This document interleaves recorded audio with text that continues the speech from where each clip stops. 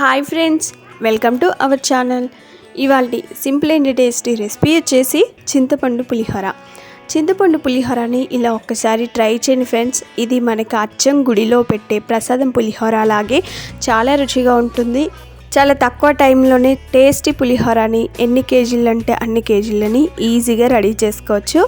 ఇక లేట్ చేయకుండా simple and tasty ఈ పులిహోర రెసిపీని ఎలా రెడీ చేసుకోవాలి, దాని ప్రాసెస్ ఏంటనే చూసేద్దాము.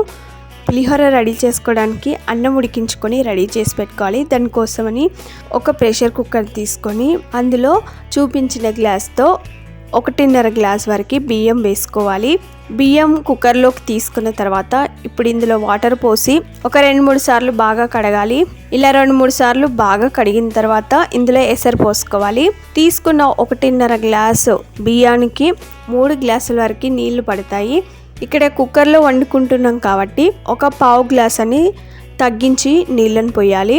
ఇలా నీళ్లు పోసిన తర్వాత ఇప్పుడు ఇందులో 1/2 టీ స్పూన్ వరకు పసుపు వేయాలి, 1/2 టీ స్పూన్ వరకు ఉప్పు వేయాలి, 1 స్పూన్ వరకు నూనె పోయాలి. ఒకసారి బాగా కలుపుకొని కుక్కర్పై మూత పెట్టి ఒక 3-4 విజిల్స్ వచ్చేంత వరకు ఉడికించుకోవాలి. స్టవ్ని హై ఫ్లేమ్లో పెట్టుకొని 3-4 విజిల్స్ వచ్చేంత వరకు ఉడికించుకోండి. ఇది ఉడికే లోపల మనం చింతపండుని కడిగి పెట్టుకోవాలి. దానికోసమని వేరొక బౌల్ తీసుకొని అందులో తీసుకున్న 1.5 గ్లాసు బియ్యానికి 90 గ్రాముల వరకు చింతపండు తీసుకున్నాను. తీసుకున్న చింతపండులో గింజలు, నార లాంటివి ఏవీ లేకుండా చూసి పెట్టుకోవాలి. ఇలా చూసి పెట్టుకున్న తర్వాత ఇప్పుడు ఈ చింతపండులో నీళ్ళని పోసి ఒక 2 సార్లు బాగా కడగండి. అందులో మట్టి పార్టికల్స్ ఏమన్నా ఉన్నా కూడా పోతాయి. ఇలా 2 సార్లు కడిగిన తర్వాత ఇంకొన్ని నీళ్ళని పోసి ఈ చింతపండుని ఒక 10 నుండి 15 నిమిషాల పాటు నానబెట్టుకోవాలి. అన్నం ఉడికే లోపల చింతపండు నానిపోతుంది. 10 నిమిషాల తర్వాత మూత తీసి ఈ చింతపండుని బాగా పిసికి దానిలో గుజ్జునంతా కూడా తీయాలి. ఈ చింతపండు గుజ్జు చిక్కగానే ఉండాలండి. ఇందులో నీళ్ళని యాడ్ చేయకూడదు. మనం పోసుకున్న నీళ్ళే సరిపోతాయి. ఇలా ప్రతిసారి కూడా బాగా పిసికి అందులో నుండి గుజ్జును తీయాలి. గుజ్జును ఇలా వేరొక బౌల్లోకి తీసుకోవాలి. చింతపండులో నుండి ఎంత గుజ్జు వస్తే అంత గుజ్జును తీసుకోవాలి. ఇలా తీసుకున్న తర్వాత ఇప్పుడు కరివేపాకు వేసుకోవాలి. ఒక 3-4 ఆకుల కరివేపాకు వేసుకోండి. ఒక 2 పచ్చిమిర్చిని ఇలా చీలికలుగా కట్ చేసి వేసుకోవాలి. ఇప్పుడు ఇందులో 1/2 టీ స్పూన్ వరకు పసుపు వేసుకోవాలి. 1 స్పూన్ వరకు నూనె పోయాలి. పోసిన తర్వాత ఒకసారి బాగా కలుపుకోవాలి. ఇప్పుడు ఈ చింతపండు గుజ్జుని పొయ్యి పైన పెట్టి దగ్గర పడేంత వరకు ఉడికించుకోవాలి. 3 విజిల్స్ వచ్చిన తర్వాత స్టవ్ ఆఫ్ చేసుకొని ప్రెషర్ మొత్తం పోయిన తర్వాత కుక్కర్పై మూతని మెల్లగా తీసుకోవాలి. కుక్కర్పై మూత తీసి చూస్తున్నట్లయితే చూడండి ఫ్రెండ్స్, అన్నం అయితే పొల్లులుగా చాలా బాగా ఉడికిపోయింది. వేడిగా ఉన్నప్పుడు అది కొంచెం ముద్దలాగా ఉంటుంది కాబట్టి దీన్ని చల్లారనివ్వాలి. దీన్నంతా కూడా ఒక పెద్ద బౌల్లోకి తీసుకోవాలి. ఉడికించుకున్న అన్నాన్ని మొత్తం ఇలా పెద్ద బౌల్లోకి తీసుకొని దీన్ని పూర్తిగా చల్లారనివ్వాలి. వేరొక పొయ్యిని వెలిగించుకొని ఒక బాండిని పెట్టుకోవాలి. 1/2 టీ స్పూన్ వరకు మెంతులు, 1/2 టీ స్పూన్ వరకు మిరియాలు వేసుకోవాలి. ఈ మెంతులు మిరియాలను కొద్దిసేపు వేయించుకున్న తర్వాత ఇందులోనే ఒక 1/2 టీ స్పూన్ వరకు ధనియాలు వేసుకోవాలి. 1/2 టీ స్పూన్ వరకు జీలకర్ర వేసుకోవాలి. అలాగే 1/2 టీ స్పూన్ వరకు ఆవాలు వేసుకోవాలి. ఇప్పుడు మనం వేసుకున్న ఆవాలు, జీలకర్ర, ధనియాలు ఇవన్నీ కూడా పచ్చివాసన పోయేంత వరకు స్టవ్ని సిమ్లో పెట్టుకొని వేయించుకోండి. ఇందులోనే ఒక 2-3 ఎండుమిర్చిని కట్ చేసి వేసుకోవాలి. ఒక 4-5 ఆకుల కరివేపాకు వేసుకోండి. ఈ కరివేపాకు పచ్చిదనం అంతా పోయి క్రిస్పీగా అంతవరకు వేయించుకున్న తర్వాత స్టవ్ ఆఫ్ చేసుకొని మనం వేయించుకున్న ఈ మసాలాలన్నీ కూడా ప్లేట్లోకి తీసుకోవాలి. వీటిని పూర్తిగా చల్లారనివ్వాలి. ఇవి చల్లారే లోపల ఇప్పుడు చూడండి ఫ్రెండ్స్, ఒక పక్కన మనం చింతపండు ఉడికించుకుంటున్నాం కదా, కొంచెం ఉడికిన తర్వాత ఇందులో 1/2 టీ స్పూన్ వరకు ఉప్పు వేసుకోండి. ఉప్పు వేసిన తర్వాత ఒకసారి బాగా కలుపుకొని ఇది ఇంకా దగ్గర పడేంత వరకు ఉడికించుకోవాలి. అలాగా మనం పోపు రెడీ చేసుకోవాలి. స్టవ్ పైన ఇదే బాండి పెట్టుకొని ఇప్పుడు ఇందులో ఒక 1/2 కప్ అంతా నూనె పోయాలి.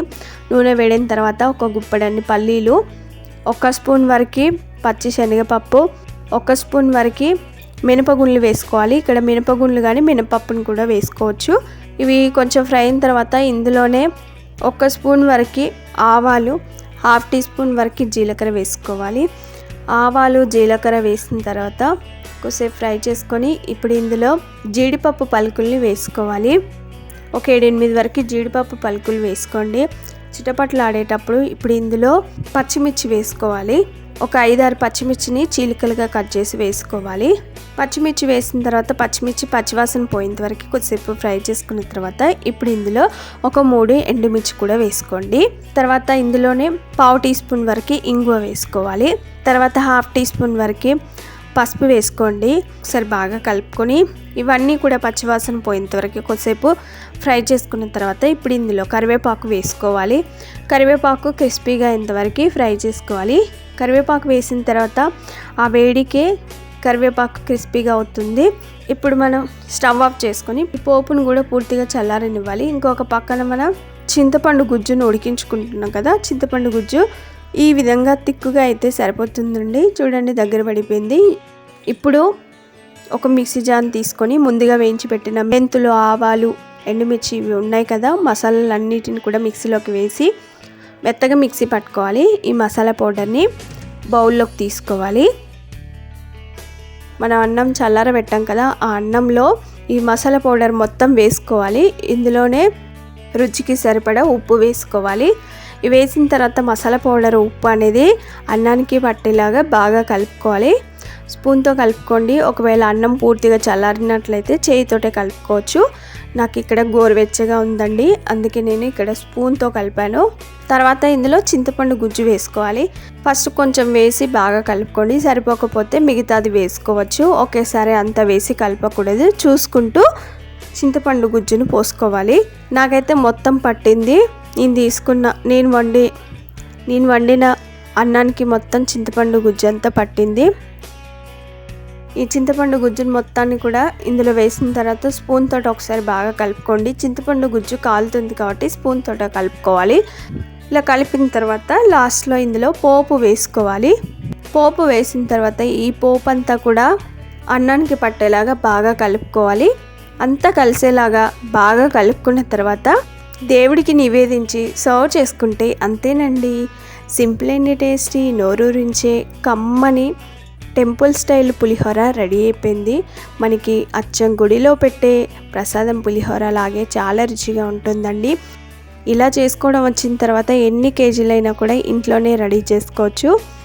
ఈ simple and tasty pulihora recipe మీకు నచ్చిందా ఫ్రెండ్స్? ఆలస్యం చేయకుండా ఒక లైక్ చేయండి. ఫ్రెండ్స్కి కానీ రిలేటివ్స్ కానీ షేర్ చేయండి. మీరు ఈ పులిహోర రెసిపీని తప్పక ట్రై చేసి మీకు ఎలా వచ్చింది, టేస్ట్ ఎలా ఉందనేది కామెంట్ చేయండి. ఫస్ట్ టైం ఆ వీడియోని చూస్తున్నట్లయితే వెంటనే సబ్స్క్రైబ్ చేసుకోండి. పక్కనే ఉన్న బెల్ సింబల్ని క్లిక్ చేయడం ద్వారా మేము పెట్టే ప్రతి వీడియో నోటిఫికేషన్ మీ మొబైల్కి వచ్చేస్తుంది. Thanks for watching. Bye bye.